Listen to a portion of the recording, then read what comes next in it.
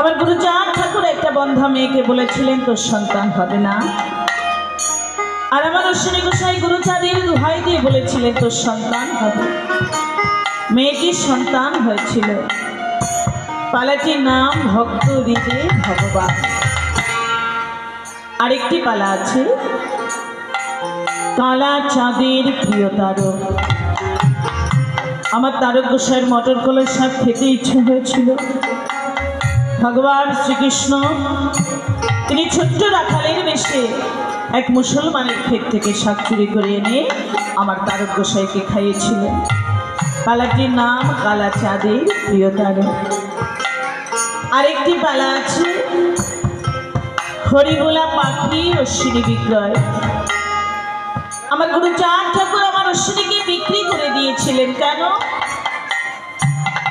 আমরা মতুয়ারা যে হরিসঙ্গীতের গান করি, এই হরিসঙ্গীত ছাপবার সময় অর্থের প্রয়োজন হয়েছিল। আমার গুরুচাঁদ ঠাকুর পারলে তো তিনি দিতে পারতেন, কিন্তু তিনি দিলেন না। ভগবান সবসময় চেয়েছে তার ভক্তকে বড় করতে। তাই আমার অশ্বিনী গোসাইকে বড় করবার জন্য আমার গুরুচাঁদ ঠাকুর আমার অশ্বিনীকে বিক্রি করে সেই বই ছাপিয়েছিলেন। পালাটির নাম হরিবোলা পাখি অশ্বিনী বিক্রয়। আরেকটি পালা আছে তারকের মেয়ে শ্যামা। আমার তারক গোসাইকে বাবা ডেকে লক্ষ্মী পাশা মা কালী শাখা পড়েছিল। পালাটির নাম তারকের মেয়ে শ্যামা। আরেকটি পালা আছে অশ্বিনীর চিরবিদায়। আমার অশ্বিনী ওই সময় বিদায় নিয়ে চলে গিয়েছিল। কেন গিয়েছিল? কি তার দুঃখ, কি তার বেদনা ছিল, সেই কাহিনী অবলম্বনে অশ্বিনীর চিরবিদায়। আরেকটি পালা আছে সোনার মানুষ গোপাল সাধু। আমাদের কাছে, আমাদের মতুয়াদের কাছে গোপাল সাধু অনেক অবদান রয়েছে। আমার গোপাল সাধু মশাই যদি টাকা না দিতেন, তাহলে আমাদের যে মূল দলিল শ্রী শ্রী হরি লীলামৃত, এই লীলামৃত আমরা পেতাম না, ছাপা হতো না আমার গোপাল সাধুর টাকা না হলে। যার জন্য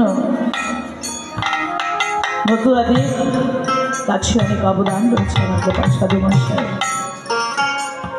সোনার মানুষ গোপাল সাধু আমার গোপালকে নিয়ে একটি পালা।